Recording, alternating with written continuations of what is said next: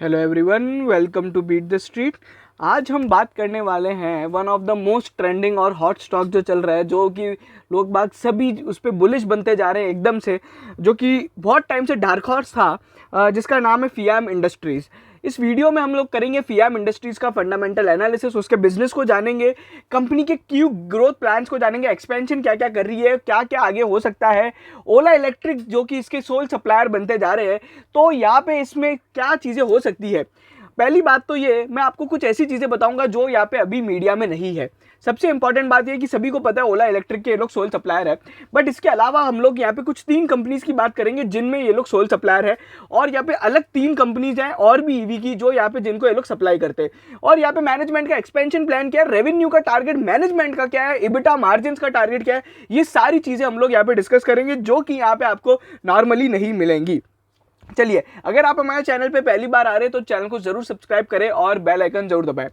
चलिए, सबसे पहले हम यहाँ पे बात करेंगे फियाम इंडस्ट्रीज के बिजनेस की। देखिए, फियाम इंडस्ट्रीज बेसिकली एक है ना मल्टी ऑटो एंसेलरी कंपनी है जो कि बहुत तरह तरह के प्रोजेक्ट्स बनाती है। अगर अपन देखेंगे वो क्या क्या प्रोडक्ट्स बनाती है, तो इनके 2 सेगमेंट है, एक ऑटोमेटिव सेगमेंट है और एक इनका एलईडी सेगमेंट है। एलईडी सेगमेंट के अंदर ये लुमिनरीज वगैरह बनाते हैं, बेसिकली लाइट्स वगैरह के लिए जो एलईडी लाइट्स वगैरह होती हैं वो यहाँ पे बनाते हैं। और फिर integrated passenger information system, LED IPS display, ये क्या होता है भैया, ये तो समझाओ। देखो, मैं आपको समझाता हूँ। कभी आपने अगर है ना बस देखी होगी, तो बस के अंदर एक है ना मतलब आगे वो बोर्ड लगा हुआ रहता है, लाइट मतलब है ना इलेक्ट्रिक बोर्ड बना हुआ होता है, बेसिकली ये वो है, ठीक है। अगर अपन देखेंगे ट्रेन के आगे आजकल इलेक्ट्रिक बोर्ड लगा हुआ रहता है कि ये ट्रेन यहाँ जा रही है, तो ये बेसिकली एलईडी डिस्प्ले ये वाला होता है। फिर ऑटोमेटिव सेगमेंट के अंदर ये लोग क्या क्या बनाते हैं, तो basically lamps, headlamps, tail lamps और ब्लिंकर लैम्प्स वगैरह बनाते हैं। लैम्प्स मतलब बेसिकली जो इनकी हेडलाइट होती है ना, वो बनाने का काम करते हैं। रियर व्यू मिरर्स बनाते हैं, sheet metal products, plastic moulds वगैरह बनाते हैं। फिर ये अलग यहाँ पे मोल्ड्स वगैरह और fuel pump module IC conductor वगैरह बनाते हैं, ठीक है। तो ये सारी चीज़ें इनका डाइवर्सिफाइड पोर्टफोलियो है। और ये जो काम है ना बेसिकली इनका, अगर आप देखोगे एलईडी सेगमेंट वाला काम, ये बेसिकली इंडोर आउटडोर एप्लीकेशंस और रेलवेज और बसेस को यहाँ पे सप्लाई करते हैं, ठीक है। उसके बाद अगर अपन देखेंगे तो यहाँ पे ये पहली कंपनी है जिसने यहाँ पे टू व्हीलर ऑटोज के अंदर यहाँ पे एलईडी लाइट्स को इंट्रोड्यूस किया था, ठीक है। उसके बाद अगर अपन देखें इनके टॉप क्लाइंट्स क्या क्या है, तो ये है basically Honda, TVS, Yamaha, Suzuki, Eicher motors, Harley Davidson, Mahindra, Tata, Marcopolo, Force motors, Honda, Hyundai, Daimler, Mahindra, Reva. तो ये इनके 4 व्हीलर और 2 व्हीलर के टॉप क्लाइंट्स है। कंपनी की जो नेट सेल्स है अगर अपन देखें फॉर द बेसिकली इस फाइनेंशियल ईयर में कंपनी ने बताई है सीएजीआर ग्रोथ जो दी है वो लगभग 4.32% की है। सो यहाँ पे स्टैंड अलोन फिगर्स हैं, अगर अपन देखें तो स्टैंड अलोन फिगर्स पे मैं ज़्यादा आपको बताऊंगा नहीं, बट यहाँ पे अगर FY16 से FY21 की ग्रोथ देखते हो तो भी एक ठीक ठाक है, 4% की ग्रोथ है। अच्छा, इनका जो बेसिकली बिजनेस सेगमेंट है, एलईडी वाला जो सेगमेंट है वो बहुत कम है। और अभी जो है बेसिकली अगर आप देखोगे ऑटो सेगमेंट जिसके अंदर ऑटो एलईडी लैंप, मैं बताता हूँ क्या होता है। देखो, एक तो एलईडी जो बेसिकली आईपीएस डिस्प्ले और एलईडी लुमिनरीज वगैरह हो गई जो नॉन ऑटो बेसिकली काम आती है ना, नॉन ऑटो मोबाइल्स के अलावा जो भी जहाँ पे भी अगर एलईडी काम आती है तो वो है। फिर उसके अलावा इनका जो बेसिकली ऑटो सेगमेंट है जिसके अंदर भी ऑटो एलईडीज का काम होता है, तो 99% रेवेन्यू अपन आज भी ऑटोमोबाइल इंडस्ट्री से ड्रॉ करते हैं। उसके अलावा लैंप के बिजनेस जो है बेसिकली ऑटोमोटिव लैंप, जो कि पुराने जो अपने लैंप थे हेलोजन वगैरह, वो 40% रेवेन्यू है। न्यू जो अपनी एलईडी लैंप्स है वो यहाँ पे 27% है। उसके अलावा थोड़ा बहुत परसेंटेज यहाँ पे मोल्ड पार्ट्स और यहाँ पे मिरर्स का है। अच्छा, अगर अपन देखें इनका जो एक्सपोर्ट का मार्केट है वो 2.2% का रेवेन्यू एक्सपोर्ट्स के थ्रू लाता है, और सबसे ज़्यादा ये लोग एक्सपोर्ट करते हैं यामाहा को, और 91% यहाँ पे बेसिकली ओईएम्स को बेचा जाता है। और रिप्लेसमेंट मार्केट इनका केवल 6% है। रिप्लेसमेंट मार्केट, अगर आपकी लाइट टूट गई तो यहाँ पे आप क्या करोगे। अच्छा, यहाँ पे रिप्लेसमेंट मार्केट है ना छोटा होने का एक और रीजन हो सकता है। देखिए, ये कंपनी बेसिकली B2B बिजनेस में, ये लोग क्या करते हैं, ज़्यादा मार्केटिंग नहीं करते हैं। अगर आपको यहाँ पे रिप्लेसमेंट मार्केट में घुसना है तो आपको यहाँ पे मार्केटिंग कॉस्ट लगानी पड़ेगी, बिकॉज तभी आप यहाँ पे फेमस हो पाओगे, तभी यहाँ पे जो मैकेनिक्स वगैरह है वो आपसे यहाँ पे आके आपसे लैंप वगैरह खरीदेंगे, और आपकी डिस्ट्रीब्यूशन कॉस्ट बढ़ जाएगी। बिकॉज जो आपके ऑटोमोबाइल्स की जो सर्विस सेंटर्स है वो तो ऑल इंडिया, पैन इंडिया में है, ठीक है, हर जगह पे है। तो आपको सब जगह आपके यहाँ पे प्रोडक्ट्स बेचने पड़ेंगे, पहुँचाने पड़ेंगे। बट मेरे जो प्लांट्स है वो तो यहाँ पे इंटीग्रेटेड पर्टिकुलर लोकेशंस पे ही है, और वहाँ पे मैं अगर केवल वहाँ पे सेल करता हूँ तो वहाँ मेरी जो लॉजिस्टिक्स कॉस्ट है और मार्केटिंग कॉस्ट कॉस्ट है बहुत कम होगी। सो यहाँ पे एक बिजनेस है कि ये रिप्लेसमेंट मार्केट का यहाँ पे एक फायदा, एक नुकसान है। फायदा क्या होता है, रिप्लेसमेंट मार्केट के अंदर आपका मार्जिन बहुत ज्यादा होता है। एक आप सिंपल सी बात समझो, एक यहाँ पे एक आप मैकेनिक को लाइट बेच रहे हो और एक यहाँ पे आप हीरो इलेक्ट्रिक को लाइट बेच रहे हो, तो यहाँ पे आपको पता है कि किसमें मार्जिन यहाँ पे कम होगा और किसमें ज्यादा होगा। अच्छा, टू व्हीलर से इनको 96% मार्केट है और फोर व्हीलर के अंदर इनका केवल 4% मार्केट है। तो बेसिकली यहाँ पे एक अपॉर्चुनिटी दिखती है कि यहाँ पे कंपनी हो सकता है फोर व्हीलर के अंदर भी यहाँ पे डिस्ट्रप्शन ला सके। अच्छा, उसके बाद यहाँ पे कंपनी ने ये बेसिकली स्टैंड अलोन Q1 का बताया। अभी जो अपन ने देखा था बेसिकली फाइनेंशियल ईयर का देखा था, तो लगभग वही सारी चीज़ें हैं। अच्छा, कंपनी का ओवरव्यू क्या है अपन वो भी देख लेते हैं। तो लगभग ओवरव्यू में अपन ने सारी चीज़ें बात कर ली है। इनकी कुछ होली ओन सब्सिडरीज है जापान, इटली और इंडिया और हांगकांग में। तो ये यहाँ पे बेसिकली रिसर्च एंड टेक्नोलॉजी की एक कंपनी है जो कि इटली के अंदर है, जो R&D का काम करती है। और फिर इनकी कुछ यहाँ पे जेवी कंपनीज है जो यहाँ पे अदर पार्टनर्स के साथ बनाई जाती है। अच्छा, इनके जो कंपनी के चेयरमैन और MD हैं वो 68 ईयर्स के JK जैन है, जिनको बेसिकली यहाँ पे बहुत ज़्यादा, यही यहाँ पे सबसे पहले फाउंडर थे। इन्होंने यहाँ पे कंपनी लॉन्च करी थी और इस कंपनी का पहले जो नाम था राहुल ऑटो प्राइवेट लिमिटेड था। ठीक है, तो ये सारी चीज़ें। बाकी यहाँ पे अगर आप देखोगे मैनेजमेंट में मेन JK जैन है, तो वो सबसे बड़े यहाँ पे हैं। अगर अपन देखें इनकी जर्नी, तो लगातार ये जो जर्नी रही है ना, पहले एक बार इनने यूनिट 1 डाली, मतलब पहला प्लांट सोनपत में डाला। फिर उसके बाद इन लोग ने नेक्स्ट कुछ 1996 2006 से बीच में यहाँ पे कुछ 10 प्लांट और, मतलब 4-5 प्लांट और डाले। फिर उसके बाद इन लोग ने LED का प्लांट चालू किया 2007 से 2013 के बीच में। उसके बाद इन लोग ने JV वगैरह बनाई है जापान के अंदर, और फिर टोयोटा के साथ भी यहाँ पे एक JV बनाई है जापान के अंदर।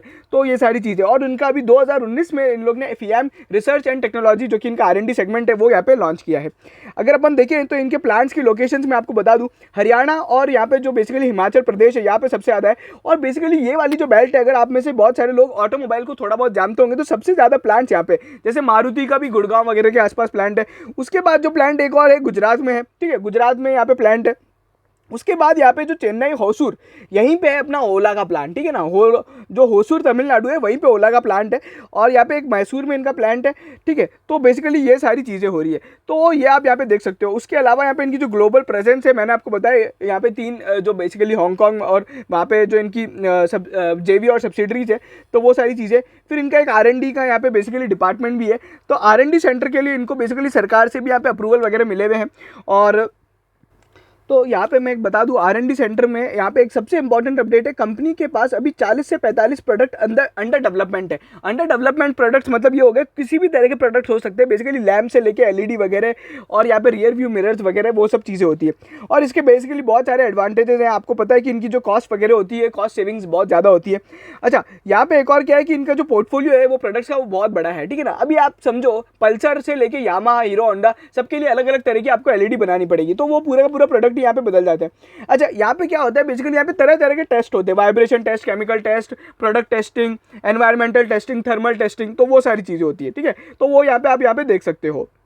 फिर अगर आप देखोगे इनकी जो LED की जर्नी है, बेसिकली LED लैंप्स की जर्नी, ये कहाँ से चालू हुई थी। ये तरह तरह के LED लैंप्स बनाते थे। पहले केवल है ना एक पुरानी कंपनी थी, उसको यहाँ पे ये लोग स्पॉक करके एक थी।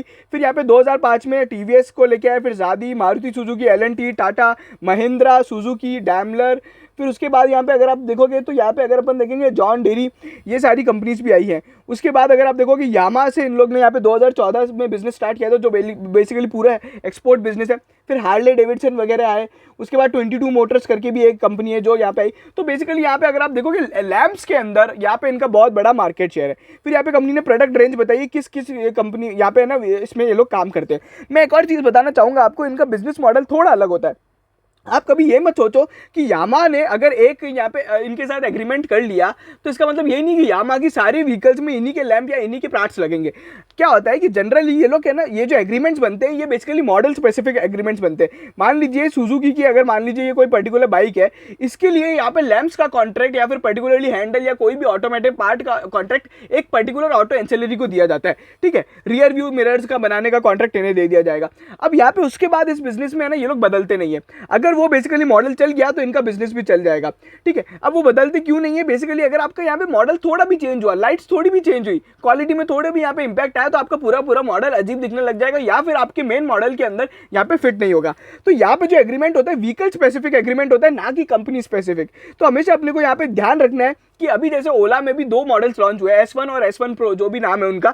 सो वहाँ पे ये आप मत सोचिए कि ओला के लिए सोल सप्लायर ये लोग बन गए। कंपनी ने बोला है, मैं मानता हूँ, बट कंपनी चाहे तो यहाँ पे ओला की जो आने वाली ईवी प्रोडक्ट्स है उनके लिए किसी और को भी हायर कर सकता है, ठीक है। तो ये सारी चीज़ें। अच्छा, ये बेसिकली एक है ओकिनावा करके कंपनी है, जिसके बारे में मैं आपको बहुत इंटरेस्टिंग फैक्ट बताऊंगा। चलिए बता ही देते हैं आपको। यहाँ पे बहुत से लोग बात कर रहे हैं कि ये ओला इलेक्ट्रिक के यहाँ पे बेसिकली यहाँ पे है ना सोल सप्लायर है। मैं आपको बता दूँ 2 कंपनियों के और यहाँ पे सोल सप्लायर है। तो ये कंपनी ने अपने कॉन कॉल में डिस्क्लोज किया था। एक तो ओकिनावा है, उसके बाद इलेक्ट्रोथर्म करके एक कंपनी है, उसके ये लोग सोल सप्लायर है। और यहाँ पे कंपनी ने इसी बेसिकली यहाँ पे अपने इसमें भी डिस्क्लोज किया था कि ये लोग हीरो इलेक्ट्रिक के साथ भी काम कर रहे हैं, ठीक है। तो ये यहाँ पे हीरो इलेक्ट्रिक के साथ भी ये लोग काम कर रहे हैं। तो ईवी के अंदर ये बेसिकली यहाँ पे इनकी यहाँ पे मार्केट शेयर बढ़ता जा रहा है और ये सारी चीज़ें हो रही है। इनका जो क्लाइंट बेस है 50 लोग, 50 कंपनियों से ज़्यादा इनके साथ यहाँ पे डील करते हैं। उसके बाद अगर अपन देखेंगे ये लोग जो एक्सपोर्ट करते हैं यहाँ पे कुबोटो जापान, जो कि ट्रैक्टर कंपनी है, और यहाँ पे बेसिकली यहाँ पे यामा वगैरह को भी ये लोग करते हैं।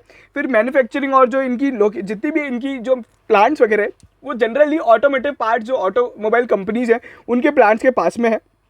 इनके 3 R&D सेंटर्स हैं और ये इन्हीं का खुद का यहाँ पे टेक्नोलॉजी डेवलपमेंट भी इन्हीं का खुद का होता है, ठीक है। LED प्रोडक्ट्स वगैरह के यहाँ पे कंपनी ने बिजनेस बताया और डाइवर्सिफाइड प्रोडक्ट पोर्टफोलियो, वो तो ठीक है। अवार्ड्स वगैरह इनको खूब तगड़े मिले हैं, बट अपन अवार्ड्स के यहाँ पे कोई बात नहीं करेंगे, अवार्ड से शेयर प्राइस नहीं बढ़ता है। ऑटोमोटिव लाइट्स का आप यहाँ पे बिजनेस देख लो तो ये बेसिकली है ऑटोमोटिव लाइट्स का बिजनेस, जो कि सबसे बड़ा यहाँ पे बिजनेस है। लगभग इससे जो रेवेन्यू आता है वो लगभग 700-800 करोड़ रेवेन्यू यहाँ से आता है, ठीक है। उसके बाद यहाँ पे एक रियर व्यू मिरर्स का बिजनेस है, जिसमें अंदर ये लोग यहाँ पे बहुत सारी तरह तरह की प्रोडक्ट्स बनाते हैं रियर व्यू मिरर्स के अंदर। उससे जो लगभग बिजनेस आता है वो लगभग 150 करोड़ का आता है। और उनके टॉप क्लाइंट्स यहाँ पे आप देख सकते हो। प्लास्टिक मोल्ड्स बेसिकली यहाँ पे क्या होता है, तरह तरह के यहाँ पे प्लास्टिक मोल्ड्स यहाँ पे पार्ट्स वगैरह लगाए जाते हैं, उससे लगभग यहाँ पे करीबन 115 करोड़ का रेवेन्यू आता है। फिर अदर्स के अंदर क्या आता है, sheet metal, bank, angle sensors, canisters वगैरह, ये बहुत अजीब अजीब तरह के पार्ट्स है जिससे भी थोड़ा बहुत रेवेन्यू आता है, बट यहाँ पे वो रेवेन्यू बहुत ही कम है, लगभग है ना 2 करोड़ 20 लाख रुपए का रेवेन्यू है।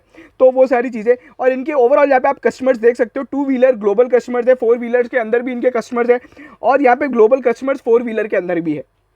अगर अपन बात करें यहाँ पे कंपनी के ओवरऑल यहाँ पे Q1 और Q4 की यहाँ पे तो देखोगे सबसे ज़्यादा जो ये लोग रेवेन्यू लेके आते हैं टीवीएस से लेते हैं 24%, और उसके बाद यहाँ पे जो बेसिकली होंडा मोटरसाइकिल से 33% रेवेन्यू लेके आते हैं, ठीक है। उसके बाद यामाहा से भी इनका अच्छा खासा बिजनेस होता है, जो कि यहाँ पे आप देख सकते हो।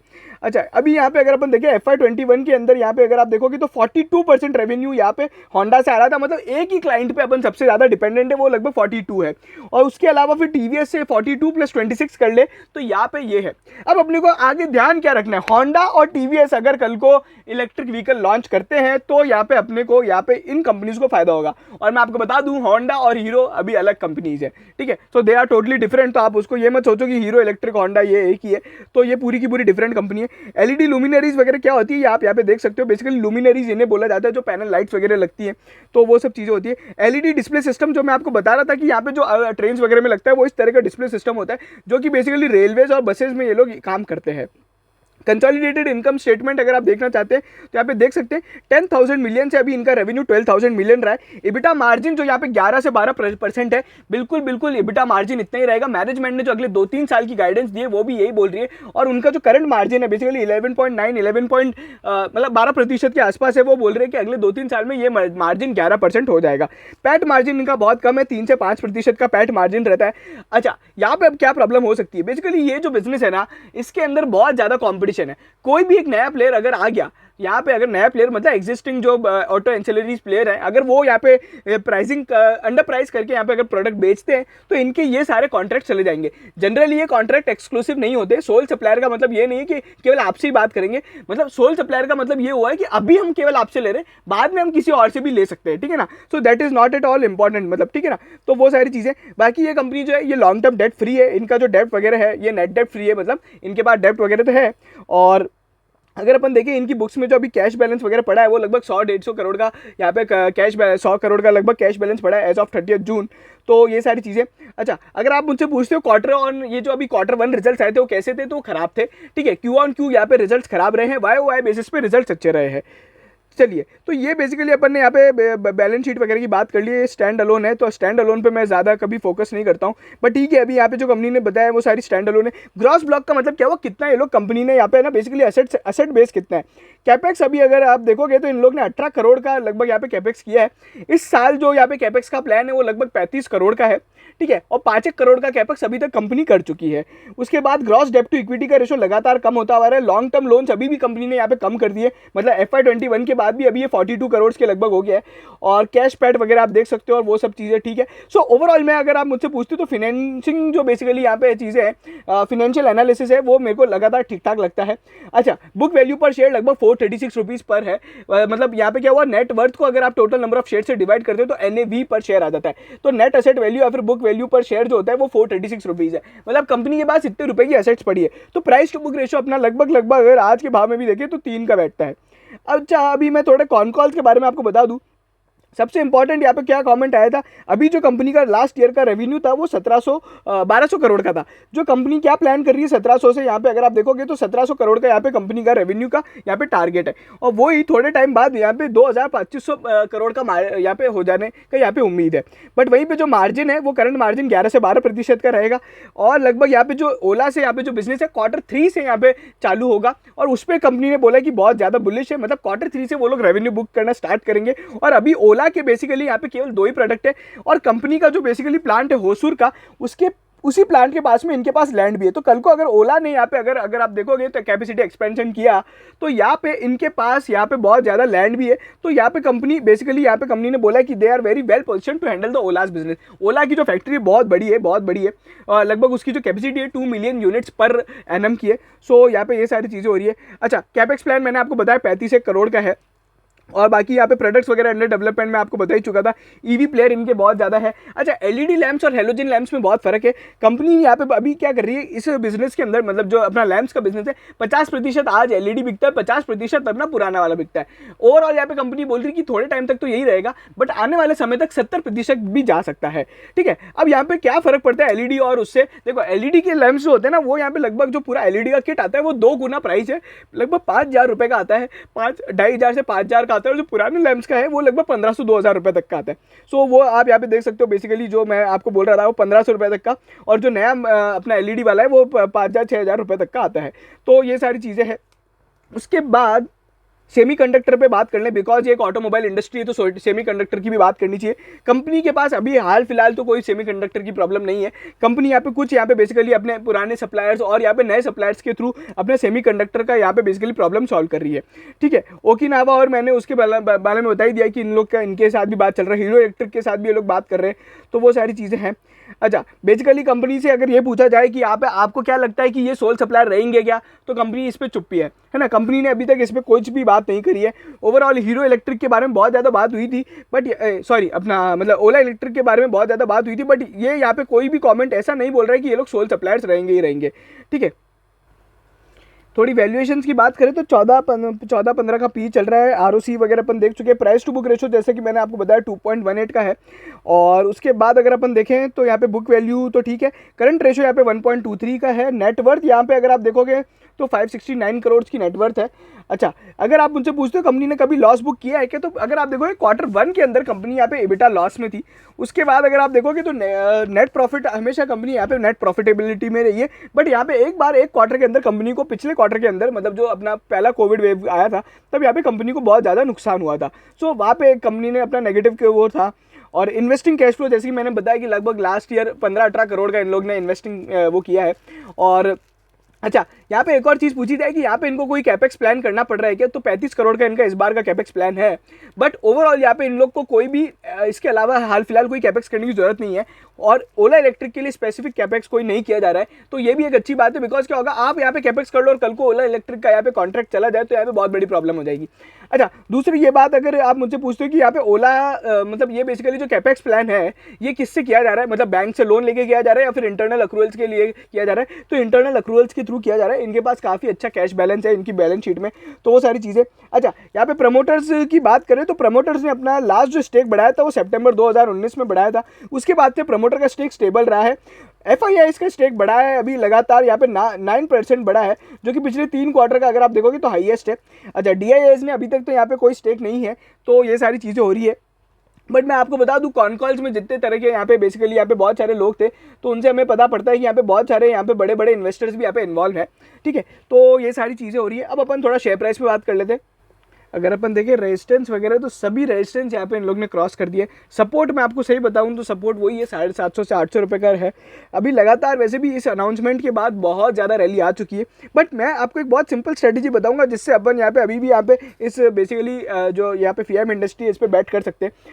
देखो यहाँ पे मूविंग एवरेजेस वगैरह तो एकदम चकाचक भाग ही रहे, ठीक है। अभी पहले वॉल्यूम वगैरह देख लेते हैं, वॉल्यूम्स वगैरह कैसे चल रहे हैं। तो अभी अगर अपन देखेंगे तो यहाँ पे वॉल्यूम्स बहुत बहुत ज़्यादा हाई है, ठीक है, और इसी के कारण ये एकदम से यहाँ पे ब्रेकआउट आया है। और इसीलिए अगर आप देखोगे तो अभी भी सपोर्ट यहाँ पे 800 है। सबसे पहले अपने को 1000 रुपये के आसपास यहाँ पे ट्रेड होना पड़ेगा, ठीक है। 1000 से 1100 रुपये, मतलब 950 से 1100 रुपये के बीच में अगर ये थोड़े दिन ट्रेड होता है, रेंज बाउंड ट्रेडिंग करता है या फिर उसके ऊपर जाता है, तो अपन आगे बैट कर सकते हैं। अगर कल को ये 1000 रुपये के नीचे आता है, मतलब 950 के लेवल्स को नीचे ले आता है, मान लीजिए अगर प्रॉफिट बुकिंग आती है, तो अपन फिर इसमें एक बार रुक जाएंगे, फिर अपन 850 रुपये के लेवल्स का ही वेट करेंगे, ठीक है। अगर अपन 6 महीने का भी चार्ट देखते हैं तो यहाँ पे एक अच्छी खासी वॉल्यूम्स वगैरह बन रही है। सिंपल सी बात ये, मैंने आपको बताया क्या करना चाहिए। अगर 1000 रुपये के ऊपर ट्रेड होता है, ठीक है, कल भी अगर 1000 रुपये के ऊपर ट्रेड करता है, मतलब 950 और 1000 रुपये के ऊपर, तो यहाँ पे एक फ्रेश बाइंग करी जा सकती है, ठीक है। उसके बाद अगर अपन समझे तो यहाँ पे अगर वो मान लीजिए नहीं बनता है, मतलब उसके अगर वो टूट जाता है, वो लेवल्स यहाँ पे 1000 रुपये का अगर लेवल टूट जाता है, तो अपने को क्या करना है, अपन यहाँ पे वेट करेंगे 800 रुपये के लेवल्स का। 1000 950 के नीचे आता है तो 800 850 के ऊपर ही यहाँ पे फ्रेश बाइंग की जाएगी। अगर आप देखोगे तो स्टॉक में काफ़ी ज़्यादा वॉलिटिलिटी है, तो इसमें आपको क्या करना चाहिए, स्टैगर्ड बाइंग करनी चाहिए। सिंपल सी स्टैगर्ड बाइंग की क्या स्ट्रेटजी होगी, मान लीजिए मेरे को 100 शेयर लेने का टारगेट है, ठीक है, तो यहाँ पे मैं क्या करूंगा, यहाँ पे सबसे पहले कल मैं 5 से 10 शेयर लेके रखूंगा, 5 से 10 मैक्सिमम शेयर लेंगे अपन 1000 रुपये के ऊपर। उसके बाद अपन वेट करेंगे। अगर यहाँ पे 1100 के लेवल्स ऊपर जाते हैं, 1100 के ऊपर अगर शेयर गया, तो अपन एक अच्छे खासे वापस एक एडिशन करेंगे, क्योंकि जब तक अपने यहाँ पे जो 1000 वाले शेयर होंगे वो ऑलरेडी उसमें एक अच्छा खासा गेन होगा। अगर मान लीजिए 1000 रुपये से नीचे टूटता है, तो अपन फिर 900 या 950 पे यहाँ पे एडिशन नहीं करेंगे, अपन यहाँ पे वेट करेंगे 800 850 रुपये के लेवल्स आने का, ठीक है। उसके बाद अगर अपन ये सारी चीज़ें रहेगी, तो ये स्ट्रेटजी रहेगी। अच्छा, इस स्टॉक का टारगेट क्या है, देखिए जिस तरीके का ट्रेंड चल रहा है, पहला टारगेट यहाँ पे मैं आपको बता दूं 1250 रुपये का यहाँ पे एक टारगेट हो सकता है। उसके बाद अगर अपन T2 की बात करें तो 1500 रुपये तक के आप यहाँ पे टारगेट देख सकते हो, ठीक है। अच्छा, मैं एक और यहाँ पे इंपॉर्टेंट बात बता दूं, अभी भी कंपनी का जो प्लांट है वो लगभग 60 से 70% ही चल रहा है, और Q4 की भी बात करें तो 75% ही कैपेसिटी यूटिलाइज हो रहा है, ठीक है। तो यहाँ पे एक और इंपॉर्टेंट चीज़ है कि कंपनी की अभी भी मार्जिन और ओवरऑल यहाँ पे कॉस्ट पे प्रेशर तो है ही है, ठीक है। बट यहाँ पे कंपनी बोल रही है कि अगर अपना ये पीक डिमांड होगा, देखो मैं एक चीज़ बताता हूँ कि Q2 तो ठीक है, Q2 में इतना यहाँ पे कोई धमाका नहीं होने वाला, Q3 में धमाका होगा। क्यों?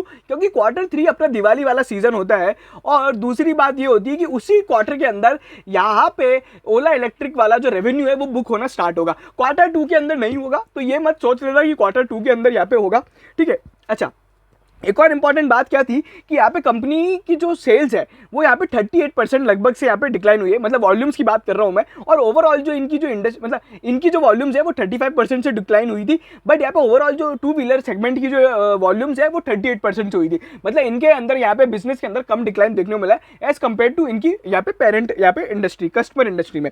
तो ये सारी चीज़ें, तो Q3 के जब रिजल्ट आएंगे तब अपने को सबसे ज़्यादा इसको फोकस रखना है। अगर आपको यहाँ पे ये रहता है कि यार हम लोग तो भूल जाते हैं, स्टॉक को लिया, आपने वीडियो डाला, ये सब भूल जाते, तो आप क्या कर सकते हो, बेसिकली कुछ नहीं करना है, आप हमारे टेलीग्राम चैनल ज्वाइन कर लो, जो कि इंडिया का पहला ऑटोमेटेड स्टॉक मार्केट फीड है। वहां पे आपको सारी खबरें मिल जाएंगी, और इससे अगर यहाँ पे कल को जो भी हम लोग को अपडेट्स देना रहेगा तो हम लोग वहां पे आपको डालते रहेंगे, ठीक है। तो ये सारी चीजें, बाकी अगर आप देखो लॉन्ग टर्म के लिए यहाँ पे पैसा लगाना चाहते हो तो बिल्कुल बिल्कुल लगा सकते हो। GNA एक्सेल हम लोग ने एक ऑटो एंसेलरी यहाँ पे स्टार्ट किया था, जिसने भी बहुत यहाँ पे शानदार रिटर्न्स दिए। वहीं पे राजरत्न ग्लोबल वायर जो हम लोग ने 1500 रुपए से स्टार्ट किया था, 2700 रुपए तक के लेवल्स गए थे, दो अभी हमारे वापस कॉस्ट प्राइस पे आने वाला है, बट एक बार हमें वो अच्छे खासे रिटर्न्स दे चुका है और हम लोग भी वहाँ पे एक बार प्रॉफिट बुक कर चुके हैं। तो इस तरह के यहाँ पे ऑटो इंडस्ट्री में अभी भी बहुत ज़्यादा दम है, और वहीं पे एक हीरो मोटोकॉर्प है जिसका आपने वीडियो देखना चाहिए, जिसके अंदर भी बहुत ज़्यादा दम है।